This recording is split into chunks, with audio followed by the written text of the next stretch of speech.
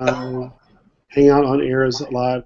So also, if we ended up with more people, or we wanted to do an interview with somebody, then we could actually mute everybody. Nobody else could talk. We could interview, but anybody could watch. You can embed this onto a website or something. So I was saying for training stuff, you could actually embed the training, video it, and embed it on a website, and people could watch it live or go back and watch it later. That's awesome. So, Cool. first of all, kind of a little introduction to everybody. Kind of just say where you are, what you kind of do, where you're at, and the normal youth group questions. What's your favorite thing, or most embarrassing moment, or anything like that. So anyway, Kristen, tell us about yourself. I'm Kristen Cleveland, and I run Big House, the junior high mission work camp here in Texas. And I'm just kind of hanging out at my office today. Nothing too exciting. Nothing too exciting. Where's your office located, Kristen? We're at St. Mark's. Okay. And then there's Aaron Dudley. I'm in Pittsburgh. I'm the Director of Youth Ministries here for 5th and 6th grade for junior high and high school. And I'm also the NTCC Wesley Fellowship, Northeast Texas Community College Wesley Fellowship Campus Director. Awesome. And Pittsburgh, Texas, yeah. So I've been here. You still are. I was 3 years in October. October 1st, I've been here 3 years. Wow. Are you still our district youth coordinator too? Oh, yeah, I am. Yeah, that's right. Some spread thin, Russell. I know. And Kristen. I don't want to take anything from you. It's all yours. And I am Russell Martin, and I'm the youth director here at Williams Memorial. I've been youth director for 4 years now. I've been here for like 10 years, but doing youth for 4. And so one of the things that, and I'm going to try to switch this, one of the things that we talked about, I talked with Eddie a little bit about ways that we can connect youth directors across the conference. And it's great that some can get together in Houston, but Aaron and I are not going to make it all the way down to Houston to do any meetings or anything. And so this was an ideal way to do that. So we'll kind of talk about various different things. But today I want to kind of mention and talk about ways that we can avoid being burned out and how we refresh. And so I want to start off, and I guess with Aaron. Aaron, what are some of the biggest challenges and stressors that you face? You don't have to mention names, like I said, but what are some of the biggest challenges that stress you out, that cause you anxiety and cause you to feel that burnout and that just stress? It would probably be consistently keeping adults in their position for a long period of time. If our program loses even just 2 adults on one Wednesday night is when we do our main programming, and it's about 3.5 hours long from start to finish. And if I have 2 adults that don't make it, it's amazing the amount of stress that it brings on, because then we have we have to fill their position really quick, and sometimes it's even short notice. Most of my adults are teachers, and so they may be given a bus duty because another teacher had to leave or whatever the case may be. So I would say keeping a good solid amount of adults consistently to help with our youth programming is probably the biggest stress factor. And how does that affect you personally with that stress? How does that kind of affect you where you get more stressed? Oh, yeah. Well, it's it causes a reaction instead of a response. It makes me want to react, like, oh my gosh, and get stressed out and freak out. But since people everyone's watching me, I can't do that. Even though I can feel it on the inside, I can't do that because it has this trigger effect, this domino effect, and if I'm freaking out, then the other adults freak out, and it just kind of goes downhill from there. So I have to kind of maintain my composure and pick my senior high students, my 12th graders, and pull those. And I'm like, okay, you're an adult today. This Wednesday, I need you to do this role or whatever, be a kitchen lead or a hospitality lead. And it works out fine. I think sometimes those situations cause us to do something positive if we let ourselves. So as far as like how does that affect me, it makes me look for other resources. You know, of course, and then when I go home, it makes me open a bottle of wine, and I might have a glass or two. All right, so Kristen, you're in a different situation, working with an organization that works with youth and kids and stuff. So what are the and like I said, don't mention my name or anybody else's names, but what are some of the things that stress you out and make you, that cause you to have anxiety and want to go work at McDonald's some days? I would say probably last minute changes. Especially where, like directors are concerned and things like that, because we do have a lot of people in leadership that aren't necessarily youth directors, and they have day jobs that require them to not be doing big house stuff during the day. So helping people probably to understand that that their changes cause the domino effect and affect the camp overall, and kind of looking at the big picture outside of themselves and their group, and kind of looking at the camp as a whole, rather than just how it affects their group. I think that's a pretty stressful thing. And just because not everybody will know, if people are watching this to find out, give you a little bit of a chance to talk about the Big House and kind of what you do so they can get an idea of what that is. We're a junior high work camp, and we have approximately between 85 to 100 people in a camp, and they come from all over Texas. So from those people that are in that camp, we pull the leadership from the adults that are at that camp. So we have directors and program staff and kitchen staff and safety, small group leaders and color group leaders, tools and sites. So they all have to work together to kind of make that camp come together. We do a lot of minor repairs. Sometimes we do some wheelchair ramps. It just kind of depends on the level of adults that are in your camp and what they're able to kind of help coach the kids in for that weekend. And that's a 4-day camp, and it's in the summer, and we'll make sure and put a link up for Big House, Texas. Thank you. So that people can find out more information about that. And group registration is coming up probably pretty soon, right? It's going on now. Going on now. All right.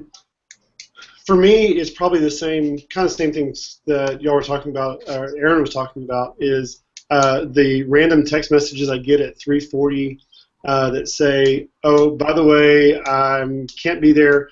I have some student leaders who always lead with groups, and so I get the text message of, I'm swamped with homework, I'm not going to be there, or I forgot about this, or I didn't tell you, but I'm not going to, And so then my mind's going, okay, especially when I get like 2 in a row, then my mind starts freaking out, and I start thinking, right, do that.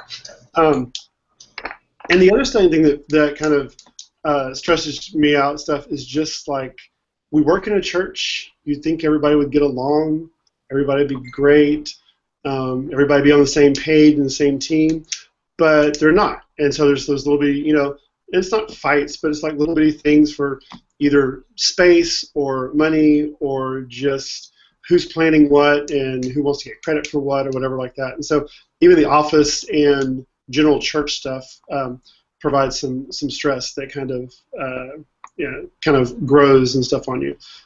So with that, how do you, just in normal stress stuff, how do you during the day, what do you do to kind of help relax? And Kristen, so maybe for you, like during summer when all those things are starting to happen and you get that director who calls you and stuff, and Aaron, you shared a little bit of what you do, but what are the ways that you can, that somebody who is watching this and going, I'm a first-time youth director, and all of a sudden I had all my groups quit on me, not the programming part of it, but what's the kind of the process you can help them to go, okay, here's what to do before you, in that kind of response instead of react. How can we help them respond? And so we'll go back to I've got to click on you to do this. So we'll go back to, we'll let Kristen go first. I think probably one of the big things for me personally is having someone that I can kind of bounce things off of, that person that I know is going to tell me the truth and not just what I want to hear. Having that person is, I think, really important. I never immediately respond, either if it's a text message or a phone call or an email. I try to take at least an hour to kind of process it before I respond, so that I don't find myself responding. Are you crazy? You know, what is wrong with you people? Don't you understand? I try really hard to not just react and to respond, but I really think having somebody that you can go to and just kind of explain what's going on and just say, okay, I need to know, what would you do in this situation? This is what I want to do, but is this completely off base? Am I crazy? Do I need to, take a time out? I mean, having that person, I think, is really important. Okay. Aaron, what about you? I can definitely agree with Kristen as far as having someone to bounce ideas off of, or just to have a time to deflate, debrief. But yeah, I don't wait now. If I'm upset, then I wait as far as responding to the text message. But when my adults, and it's like at 3:40, and our programming starts at 4. Kids start arriving between 3:30 and 4. But and so I'm getting these messages, but I immediately want them to know that I got your message and it's okay. I understand, because it doesn't really happen all the time.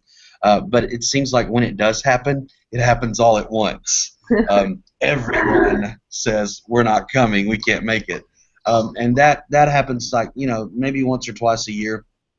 And that's when I just have to call on people to jump in. The younger Aaron, the 20-something Aaron instead of the 30-something Aaron, flips out and wants to know why. Is youth ministry not important to you people? You made a commitment, stuff like that. And but now that I'm older and I'm in my late 30s, I'm prepared for the text messages. It doesn't mean that it doesn't make me flip out inside, but like I said, I chill out and I have to look for other resources. Now you go, Russell. What's your secret?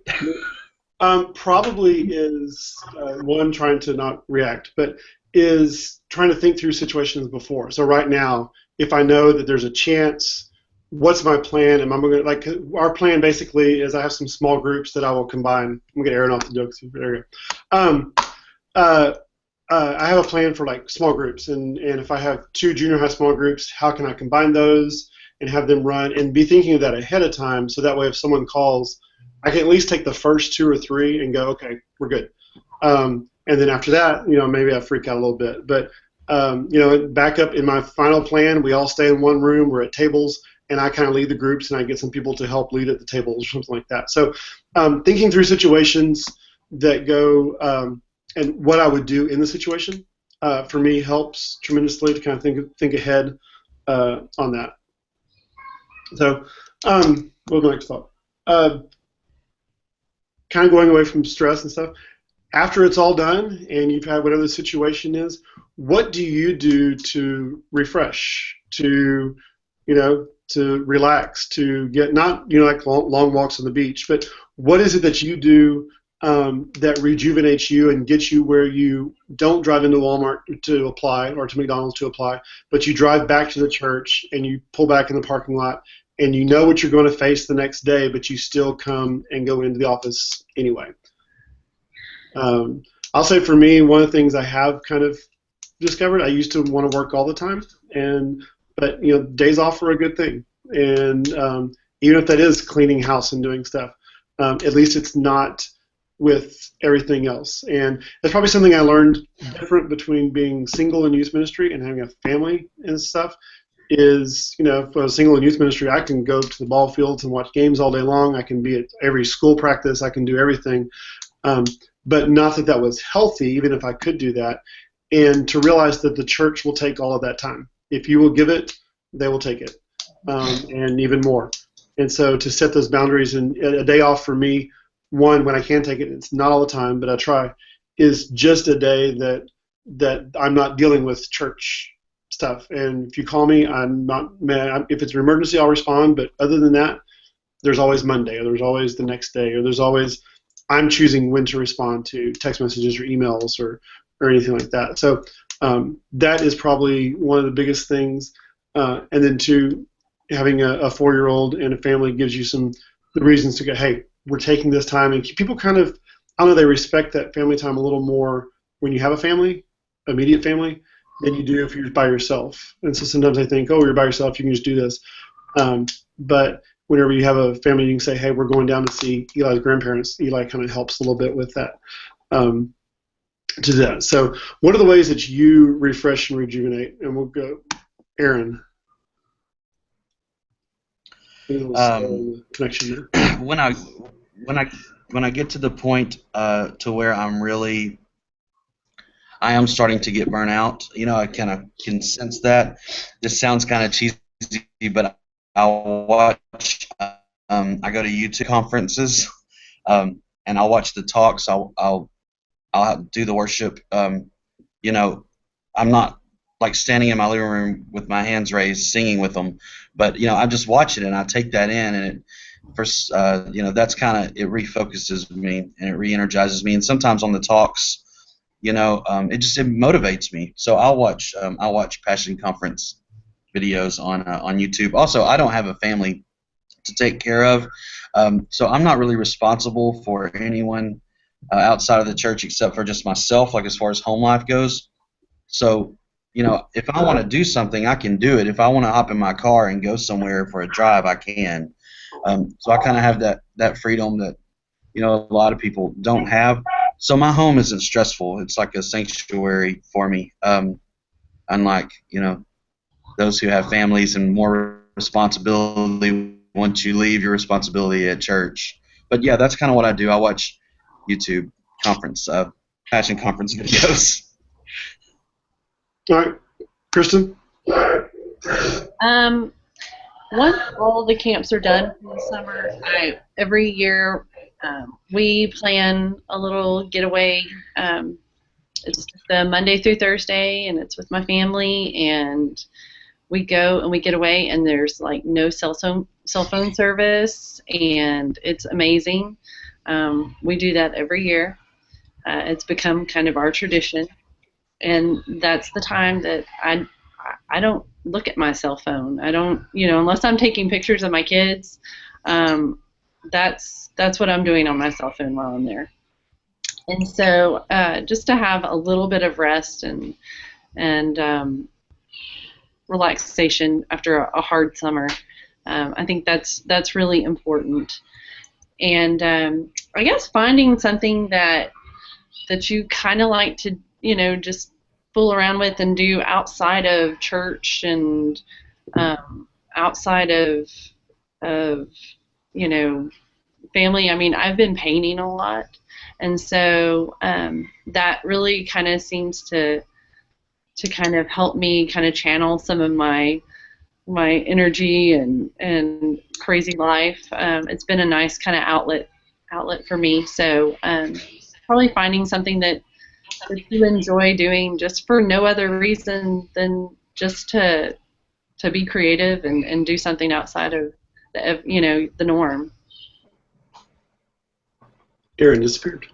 And that's the week off afterwards. We've kind of settled after church camp and after Summit. There's like this week, we do that mission trips. It's the same week every week. It's the last week of July. And so the first week of August, Megan starts school the second week of August. Yeah. School stuff.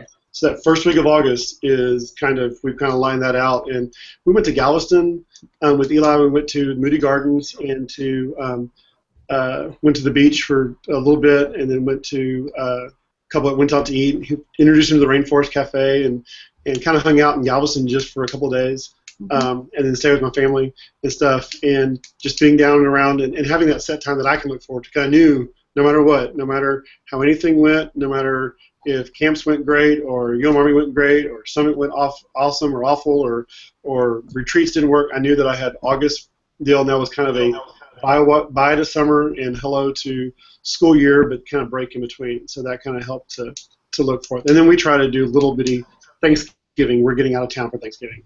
And we'll come back on we have a deal on Sunday night, but at least we can get out for those weeks. So there's times that Megan has off from school, and school, our schedule is dictated not only by church, but by school as well.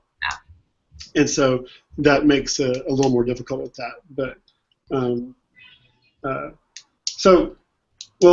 great thoughts. And what I want to do is keep the recording part of this to about 30 minutes. So that way it's not too long for everybody to watch, and then we can talk after that. But one of the things for kind of closing out with this is, and I should have told you this from the beginning, but what is a resource, either a website, Aaron, you already mentioned the video thing, but a resource, a book, or something that you have found that maybe helps with this topic as far as burnout and how to stay refreshed? I can go first if y'all want to think about that for a minute. Probably my two things that I do. One, with our youth group, we've started doing a reading through the Bible. We'll take a book and we'll talk about read the verse, pick out a key verse, how does it apply, and then praying that God will help us to apply it to our lives. So SOAP is one of the acronyms that's used for it, which is Scripture, Observation, Application, and Prayer. But just as a group, we've kind of done that, and we've all fallen down. We've all not done. We get together on Wednesday nights after youth. We have a group of about 6 or 8 senior high. We do senior high Bible study. It's probably one of my favorite times of the week because it's my small group that I get to lead. On normal Wednesday nights, I'm not leading a small group. I've got them going everywhere, and so I'm in charge of 7 groups that are all over the church. But at that time, it's kind of my group. And it's kind of a little more relaxed and stuff. And so having that time, it's by itself, along with that time of reading and doing that SOAP method, and we just put them out by text messages, and they keep up with that. And then also a book that probably helped me the most, and I read it last year when I went to Youth Specialties, and I went to the conference, is the Sustainable Youth Ministry book. And so talking about and probably the biggest thing for me was the expectation. Like, what should a group of our size look like with a church of our size? And not that it's going to vary from that, and a smaller group is going to be great, or a big group may not be good either. But just to kind of give some boundaries and know that, no, we're not going to have 300 kids a night. Helps to kind of set, here's our goal, here's a reachable goal for us, and then talk about just the sustainable part of that, and how to set some goals that you can reach, but not. I mean, you can give, like I said, you can give every hour you have to doing church stuff, and so kind of setting some guidelines with that. And so that book, The Sustainable Youth Ministry, was probably really, really good. Probably my best read for last year, and I can't believe I took that long to read it. I should have read that my first year in youth ministry, but it wasn't out then because that was a long, long time ago. So, Aaron, do you have a book or resource that you would suggest that people either read or watch or use? Well, Sustainable Youth Ministry, you nailed that, Russell. That definitely is a great book. I like the book because you can pick out of the chapters. You don't have to read it from. You can find you at that moment, and you can read it. And it's easy to understand. It's easily applicated, So apart from online resources, in the videos, no, the book, you nailed it. So that's good. I use Google. I use Google a lot, So I'm always trying to look for new resources or new ideas, and so I'll just Google stuff. Well, I encourage you, Aaron, anything you find, throw up on that youth ministry, TXC, UMC website, so that we can share those as you find them or send them off. Kristen, what do you find that resource that you would suggest that would be helpful for us? Well, I mean, I'm not sure. You know, I really I look for being a parent and then also ministering to parents. Um, we've been doing a study in our Sunday school class, and it's really kind of forced me to kind of take a look at how I pray as a parent and how I pray for the students as well, and thinking about it as more of a, as not necessarily a parenting role, but to pray, how to pray for them specifically. We've been looking at Stormy Orman's book, The Power of a Praying Parent, and I didn't think that it would be something that I would necessarily really look at as far as youth-wise, but it really has kind of opened my eyes to how I pray for the students that we're ministering to. So it's been really good. Awesome. Well, thank y'all for joining me. Like I said, I think we keep the recorded part of this for about 30 minutes. So for those of you watching this live, it's been fun. For those of you watching on the rebroadcast, make sure and click like in the bottom, and maybe put a little button there and click like. Subscribe to the channel, all those fun things. But we will see y'all next time.